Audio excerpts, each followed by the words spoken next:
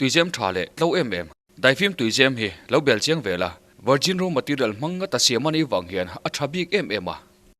amang to ten rei tak an man nuwa athat big zia miron sil thin hi kan lom na tikim tu ni zo tui thiang tak mai da khom na turin daifim tuizem nge hi lo mang vela liter zanga tanga liter sang thum thlengin du than tur kan kole liter sang kha zanga le sang thum bi khi mun he lo tura atung sang chia siamania mun ol nei zaw lo tan athabik ani tin liter sang kha chin min dorte athonin kan deliver theya zo kholom mi te po an chona counter thlengin kan da sak thei bok hei mai ba ka hian septic tang le tarpaulin kan kol boka tarpaulin tui pona man chi po kan kol tel boke Daifim Enterprise Ramhlun South contact 98623 77450 96125 88763 8337 395 382 Pasal tha thang toy to chuan thang zawa bungsom ni pariat na kan chuang kai ta zanin chu than seya ziatel na hun kanai ngang lo ani e nakzan lama ero apaniin kan da kople thei to tura ngai ve ngot mayang o thang zawa bungsom ni pariat na chiang nga lang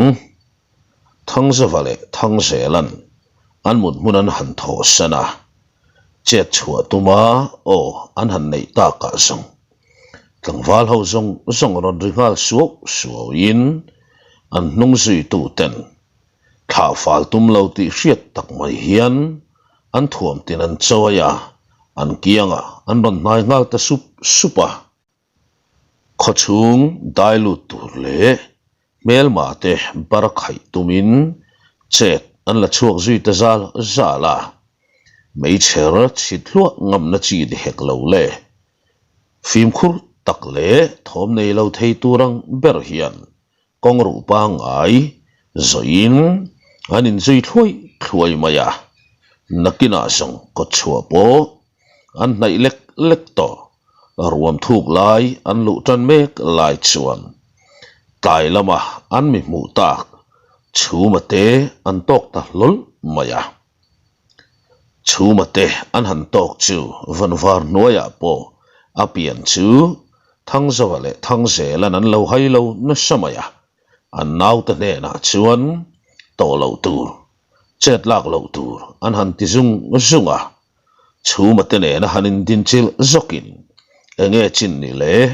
tin an hanin zot nga la chu ma chuan in mi chang thap khan phim khur tak main chet kan la hun tha min pe ka wang po in kan lom hle ani tuna chuan kan lam tang zong te chuan mun him lam kan pan thei ta kho chung lam keima ni lama chuan kanin ching fel to ti na ni chu tin o han nei dapa chuta ama chuma vek chuan pasal tha teu remin ti chuan in tan pe ve po hi kan nil reng la fania tin engkim huam hian oron chua zui mia maya chu chuan an kho chung bo ruak a that lo sia le million le mi te kar a zau sia te tin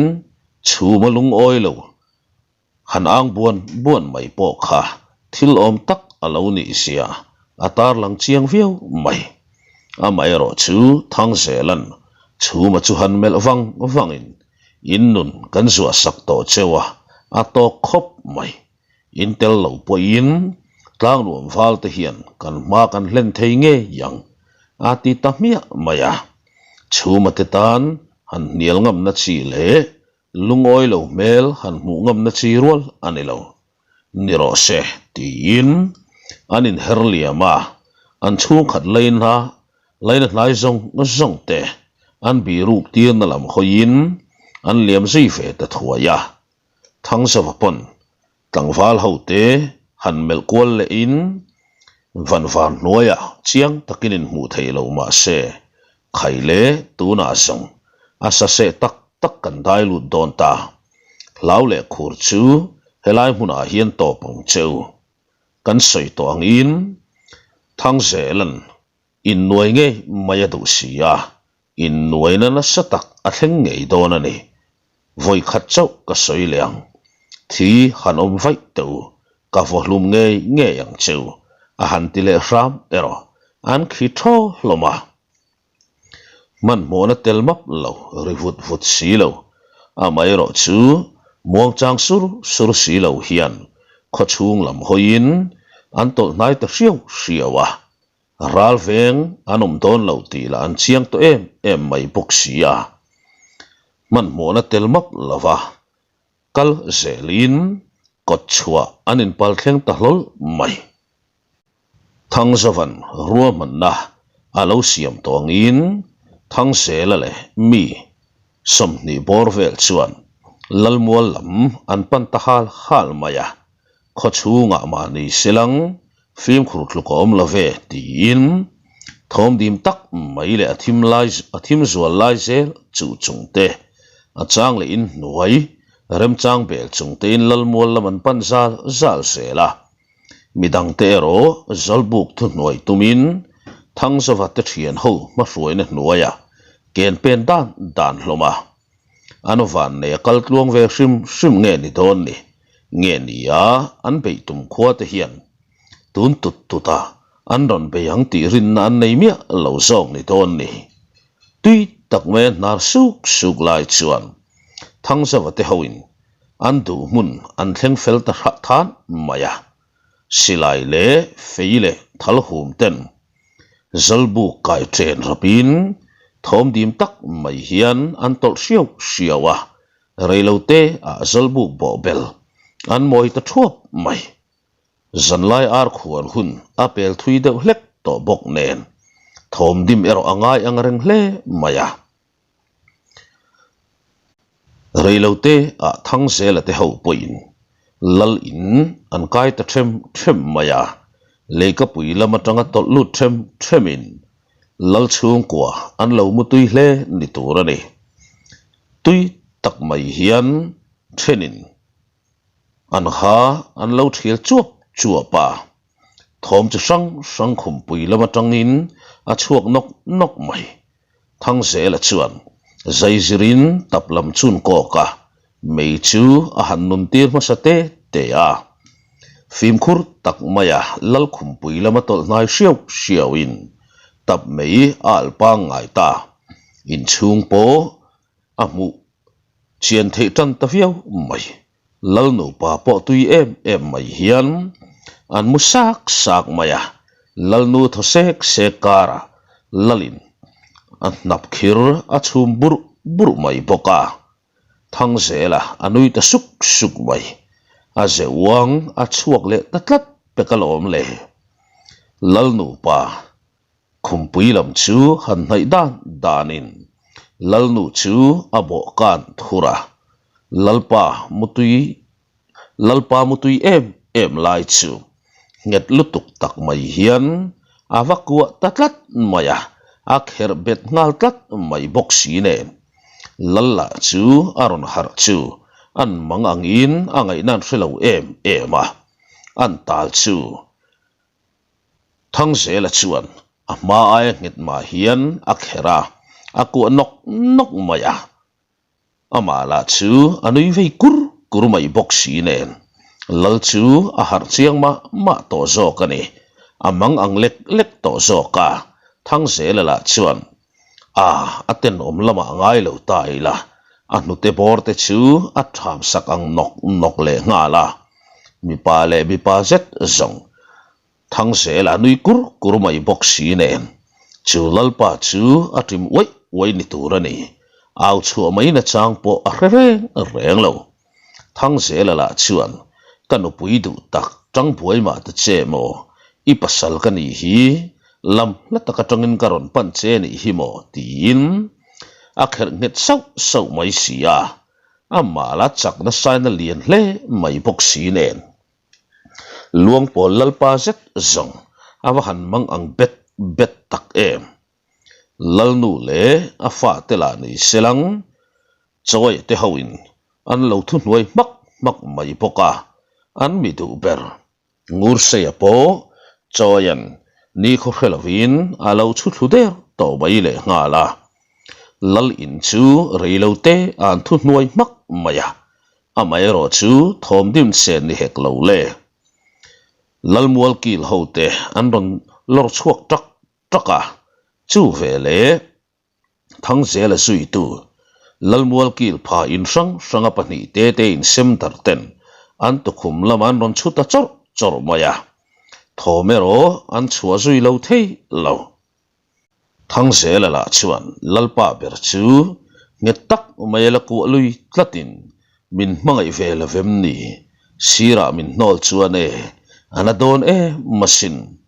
ariang thin line na turi don vel om ni anti kwal vel tak mai zong choi te ho in sum thei om to he ka lo le anan khek ta tak pe ka ni kha zalbuk lama mi te tan po chet lak vat lo na sirwal ani to lo an thoma thade uboka zalbuk chuat moi me tu te po an ron meng lol maya chuta thang sa wange mai chuan thau vek ro har ro luang pol mi te u ralan nai me lai po in mut nar suk mai le in cha bet lom le mai ka ti in alung hum sa naute kutum tia om vel pani chu na zet mai hianan vom pop maya chu chuan na tua trerong orong thom a chua tir chiang kher mai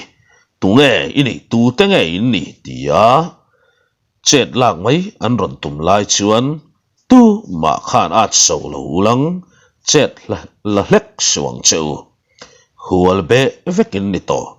a che chu thi in mabak ti na ni mai ti in vauna ori ron chuak ngal cher maya in mutui lai tha mang phiar cheu ha kan tum reng lo mi pa taka in nuai puya kan chau zok cheu ni nang ni chuan kan in ring lo lai min beya min lu chuen ron tumani khamo nang ni angami doi sep kan ni velo tlat mai thate te khan in pe ulang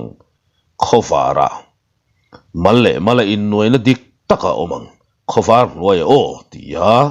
thang safan rolf in le ring tak mai a chua mek lai chuan zalbuk chung lama tlangwal rol ho chet langam si lo hian an ding thup maya min chang ta cheu a hanti le tur ta ka song pasal tha kan ngam lo cheu ni e kan tlome ti in pakhat chuan oron nei ta thang zawate an nui tan mek lai chuan tuna ti tur thom lo chuakin an be se lo lutuk danin luang pol valten che tan ron lave ta thut mai thang zawate ho chu mol tak maya bon ron tum ta tlat sia chu zong an ti lo top turani alan chian na chu silai pu ngal thoi maya chu mai ni lovin thal fang le fei a thlok lut ngal mol mai bo bel ron nai piang mai te chu bo bel kiang ami ten an lo chun thal ngal zoi mai le nga la fei le thal fang nen an ni amai ro chu khokhat langwal rual mi zabor vel zet mai zalbu gariak te chu handan zo vek sen hek lo le a lop in an ron bo tarui maya kan thidon tho ti thin lung an pu te poni mai theiani thang zawate tan po tol lo thei lo ani ve ta sia tolang tol chua tur zolbuk pon lama tol chua tur ti in thang zawa au talok lo maya chuta zong tlangwal ho ten thang zawa tol ta ka chuan rang tak mai in zolbuk pon lam hoin an tol ve ta zung maya thang zawan zui ni ber zo ko me a heti lai hian luang pol val te pon bo bel chu an ron kan zui zok maya an ron bo liam pop mai bok pon lama ngula te hoin tran mun an lo kho nget na samai boka thang zawate an han tol chuak fela zalbuk hual thapalo om to te kianga tran mun an rem fel le man o me a luang pol valte thang zawaten tol tlang se dona moti in a lopin an ron tle chuak ta huk mayalom le chuta zong le silai le thal le fei vel tong tura in ngai an ni vei te lu nen are hian are ta duk maya chuta luang pol lam mi te an hoi at mek lai chuan an hoi kol nun bertur ani ti reng an hrelo fai fuk rai thom hi lo chuakin thal fang le fei ba ka lungnen lam luang pol tlangwal lam te lam hoin asur ta sung hi ni berale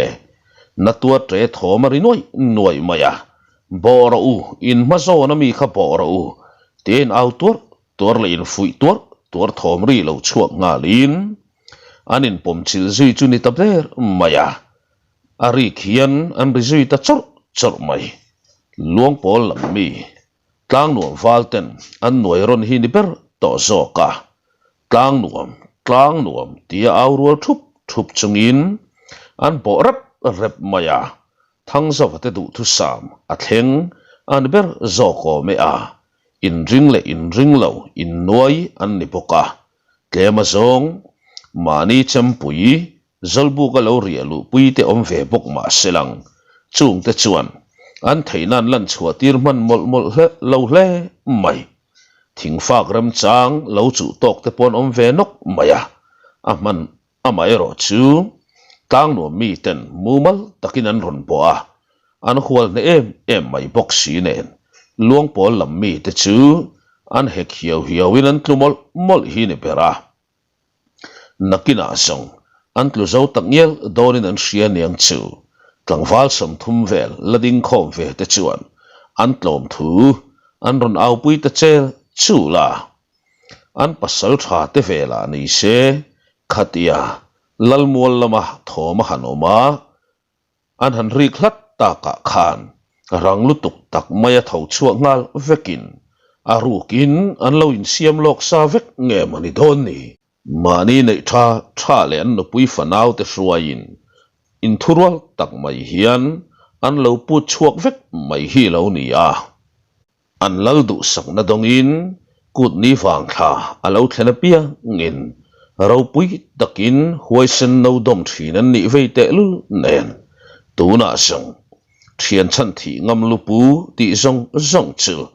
an nuai chia chiang in an rap bet vek mai ni na langa himdam takin an pu chuak dial mai ani lalmuala tlangwal in pe zong tele khomi pui lau mang ang thabara mani in chua sana ron tlan chuak a piang mai te khom nga zung zelin then khat ero ram lama lo tlan chia lo pil bo to keron om ve nok lo thei lo lalmuala mei pui reilo te an chep eng tapup maya nungdama la om zong te lalmuala chuan khal khom vekin ral kai thei chin phei chen nung khir ngal mol maya chuta luang po lal chuan chiang kel kola an ho tu ni an hriat thang zawale thang zela te churon melin atu khuale tui moin ni a eng fanga men ron run ngot mai nge moin ni te chai chule in poi kan soi jeng la ni lo tin thin ur in humru tlok chung le mui sai dar chung hian o aron chuata thang zela le thang zawa nui suka i hriat sa rengin zo buai ngai mon le kha ngur se ne na tangin engkim mai lo hriat vek to zo khamo an ro hluron hon te po chu i lo hlim pui mia viau man takanga khang an ro hluron hon zong te le nangina i ro hlu nei ve sa zong te nen lam kan rut fai vek zok don male tin thang zelan nui song chung hian an pan na ya abiangan pe sakle nok mai zong chet la ve theilo luang pol lal thin ur lu tuk chu akhur hian akhur zai mai he thila hian nang le i khon bol te song huat em na cheu kan nei bi khau lava amai ro chu fa paten om tak hring tu hi iten om ve to kang ti kan chien em awanga ron zui cheu kan ni a tin ral veng te point lo in da tange renga min dau kha in ngam sak hle ani lom ni tin chu makal tlanga an lalkam liam an hriat te chu beilet nan an han mang sak maya luang pol lalpa la chu apong tual maya mi pa in ni ngai chuan ka kut phur nei han phel ta cheu kalulak chem nen in mal beya ka cheu tin au kuk maya khai chu song tum lo te an ti me lain te ma va nai deuh hlek tu thang ze la chu lalpa chuan ton khophian lo tlo tang ning maya thang ze la ngai dana pele tatlat ichakin izang angani mo alulak chem chu han pe thoi teu tin o chua talak lo maya phur em main choya lalin chu nga lu ta lal banglai lulak chemin thiet wang mai churon choi chuakin lal kut phur na chun phel saka akuta hlan ta mi maya lal chuan akuta alulak chem chu han mel runin midoi japa kathat don khopche thang toi tu pa in nge yang mo a han tingot chu iwa hre theizo ve puhraki manita che tin thang zelan lo nui so maya thi son ro ti tuar pa lalpa in thang zela bo phei ngal pop ero thang zelan arei mai ti pa hian a chem an lo vai chuak pop maya lal lam hoyaron zuang phei zoka chem vai ani boka lal tlan laklo lai chu lu thok nol maya pen nga zet chu lu nei lovin ala pen hial o me mei pui al hlo noya mei pui an tre teng tung maya ano pui fanau te phei chu an wa han tre ring na sakher em thang zovan tu ma beng cheng to su tia rol fin takle ring em maron chuale ta ka song ta chuak si trap ringam si lo hian an then chok hloma an bianga mitui aluang zoi mai ti theila chu an nei to der si lo chu ta thang sa fa bok chuan in wang khuwa hi kan hal don midang te tan har san na siam theile to ngai lo tur khopin kan hal ram vek don mi puilam ero hun tha kan peyang cheu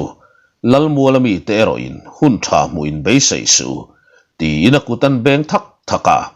tlangwal ho ten lal le khon bol te in an han dap taka ro lu engemosat nenan ron chuak le ta silai fungla ni selang fungli lai mai lo kol ven ni boka chung song te chula in an mi du tak luang pol lal fapa ngur sele a khon bol telam chun hoi tawa mai nang ni ho ngei hi kan mi du ten ni a anung chungin ten takain chua san tak kham chung khuwa chuan kai kirin ninge done tin thang se la chuan chiang lu tuk tak mai hian an mel kwal ten den maya khon bol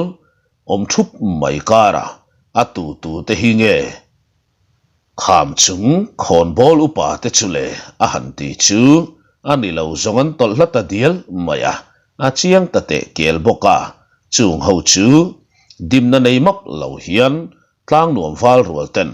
an ron phi phar tanok nok maya ngur se langeng lutuk tak mai le lulul chua ve ero an ngai poimo lo hle maya tana han kho ve ngot chule an nuk ta hon maya i vun rong re thak khop hian kan nuk thawang chen ti bok si nen tran zui na chi ni to lo lal nu le a fanu te mai baka a fapa la dam te le khon bol ten ti tak zeta an ngen ngoi wang chawa khuwa chu halta em lovin khomi puite vo khana to tak mai anan chak chua khum ngat maya tin kham chung khuwa chu an mit no te ang maya an vena an chen chil tat to tur thu an han soi zui dapa kham chung kholaka poi in lo khoi zui ni ngat zongin in ngai dam na le in hriat thiam na to lawang tin thu to pan siam ta maka chu zong a thleng ngai hau lawang tin lalnu in intiam na anei tatap dap maya kan ringang che anti ta ka song dim na le khongai na telmap lo hian ngur se le a khon bol tenge mai chu luang pol khua tang chuan a phiin an phi phar chuak ta nok maya kong laka ni selang dim na reng an nei lova kong lakan ei tur la ni se sial an kap thua avok an mu athau tha than thal thuaya roi pate an kil tan ngal der hi ne maya an sasiamina urna lama ngat thang selan ngur se te ho a han thung vela tim te an taksa chaw zual ven na tur tak bak ei turan pedu hau lo le nga la kara zan khathan riakin atuk nitlak rual vel chuan le kham chung khothir tlang an thleng tawang maya milu pakhat man khai hong lo bok nen lamkal intirin tlangwal ten tlan tanal nal maya khomun ngak koi te hoin phur tak maya lo muakin ko chua khomi pui zong nen an lo moi mup maya an zin san chung le an ram mut san chung in po na thuk takan lo nei to ni ti hi lang reng mai thang se la le thang sa va ma ruai na nuaya an mi kai te nen kham chung khokot chua an han thleng chu an thom an me ple mai zin kong an zo chunga la khan ni se ngur se le a khon bol ten lulu lan han chua min that don tho thova tin kaldu lo tlat tuman han nei thin chu ero an ti sual lian takan elan na chu an taksa chu aduk char chur hloma akak de duai maya thina tham ni si lavin an sopnek maya an kaldu lo po an nor kal zela a chang len zon mai zel bok si nen khochung hruailu thlenpui an tum chiang boka an tum po an hlen chiang khop mai kham chung khuan lu meu hi chuan e mel mai mu mal po an nei lo lek zoka ko chuan in to khoman rimup mup maya koi hoi her vel in lavei ru riau mai chu thang zawale ngula chuan in khewin anan kok le zau thina a chan le wa an la kha thiam chi alo deng riala ni sen sira alo nui suk mai boxia thang zela ero chuan u koya hian enge mo tak zonga tonga ni chiang mai aron tiru tasu su renga lalmual lam hoin anin nuk chawle tanok maya lalmual nge mai chuan ama loka an lalle khon bol te niya an za em thinte an thing thit tir ta thap mai chung thing thitlar thap te chu kham chung khomi pui ten an biron thup to maya khongai tu mel mu tu reng hi om lava beise na sang tak ne na an han mel kwal ruk lai chuan phat san tu ten om ho chu keima nin kan lo chil hlumangai o ti thom mi pui lama tangin aron chuak tatlat maya chu chuan kham chung khomi pui a fui fu kher ni turani an ritanoi nuai maya an lalle khon bol ten thin chu chil hlum chang na hian an khat ngal vek maya ni tlang nuam valten dangtlat lo selang song e an chil hlum rang hle hian rin om nakina zong sai lo paringe mai chu lu kapuya chuan aron ding lang sar tawa maya akianga chuan koya an ron ding zui wang mai boka an mani veng tu ang main an kianga deng ria aron ding ngal lu boka thang sovale thang zelale ngulate an thian te song po sai parin angen na angin lallu ka pui zau thadeng donga chuan an kai zui ta sap mai ngur se pon anu pui lo ni thin lalnu sai par chiang tak mai hian ron mela amit menga zam na reng mu turala ombik hau lawa chuta rolvin tak mai hi ron chuata sai par kan chunga hian eng thil ngei ti tak mai lal nia in ngai tamai em ni kan chunga ro rel tur hian tunge moi ni chia chule tin aron frok ta chiam maya chu chuan boruak zong aron vore ta duk mai sai pari ero ngur se kam liam tim chuan adeng na vak lo nge moni don ni a phut hian a phu ei lova zam mel a pulo mai ani lova anui ta ver maya thang sa vamelin pasal tha engtin nge ni yang rip chunga kan khung phot don nge ni a mi pui kuta kan hlan zok don le tin aron ta dai maya a chulam zong i thu ni ro se ti pa ro hlu fun lian zet mai hi thang zela zok chuan ron phor chuakin khale lalnu kan thu tiam zong kan hlen chiang te ke le a han ti thum chak maya ngur se chuan ama ngai sakhau lova ding bial me te chu huan na khat mit menga mel ngotin rolling tak mai bok hiron chua sai lo par min ron en ta che he kholal hi kalal na fang khuwa min phuar ngamamo kami pui ka fanga nung damala leng ve mai tela chuan min thain cha kamo ten hlom cheu hian min chi ron da chin tum khang langamo tinaron aule ta tur maya achil tela chu aperang chuaya sai parin herta ngat maya ngur se chu chiang tak mai han melin he kholal hi iloni thina ni mai thei chu po keiwang chawa he kholal din muna ding ini thin nge mai khamo chu nun chu he wang khuwa I chua sana he wang khuwa hum him ngam lava ro hlu zong ne nei chua san ti ka khana top ta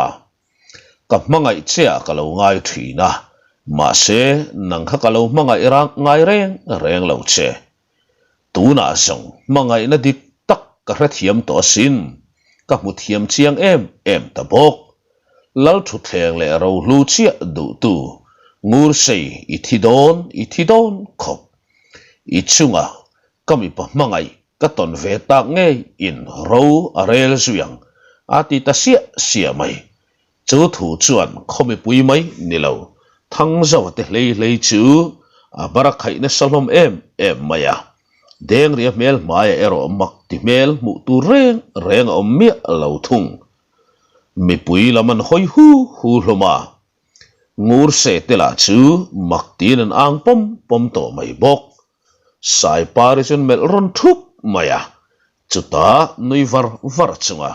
sai pari chu hantol fatin mi padik tak katon tak nge mai hian in chunga ro relang tin koye chu han melin apan naya ama chuan adin tir ta mi mai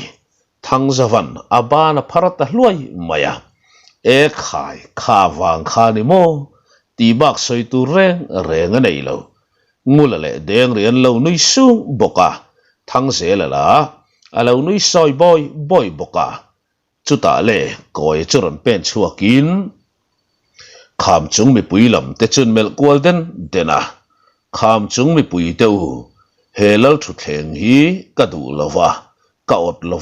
ka ot ngai hek lavang hei ero in lal nu nen hian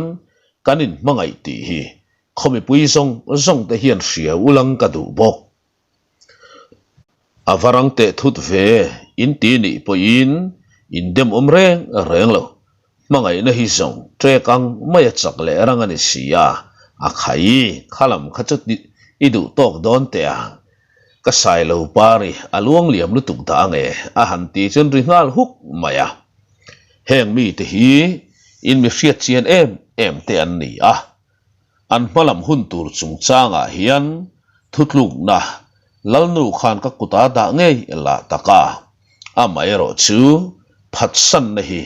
khovela ka thil huat berte zingami ani tlat ka thian te han zot teu keini ho hi kanin phatsan to ngaim ateu lo tialu han thing narin in lal nu po hi ka phat san ve ngai bok lawang a khai khalama bok kan lu le thin chu tia han nui de varin heng phat san tu ten om te chunga ka thutlu na chu tia han ngoi detin tlang nuam wal tu kong han kian ula kham chung mi pui te chunga heng mi te hi ka hla ne anti zet mai zong mi pui chu fui thar le chuan hin ngai to reng lo ari khian an ron ri huka leimin na satak ang mai hian an ron chim huma ngur sein ro sa thom vel po reilo te a re ngal makin thitura an kalsan thitura an kalsan ten thitura kalsan tu te an han chil ron tatak takani kha an chil chu ma lo chau maya an du to kan nga meu chuan an taksa bung sang te dar nuai lo chau maya ni a an ruang chu kham chung mi pui ten din hualin an ho nan talui lui mai le zanin chu min hret hiam mai te u kapik mai heti chung po hian vayang zan nge ka record chung hian ka cholin ka ha chiau to ni naksan lama te chuan kan zia hret tura ngayang a thui le thei deuh hlek to ang idu to kang le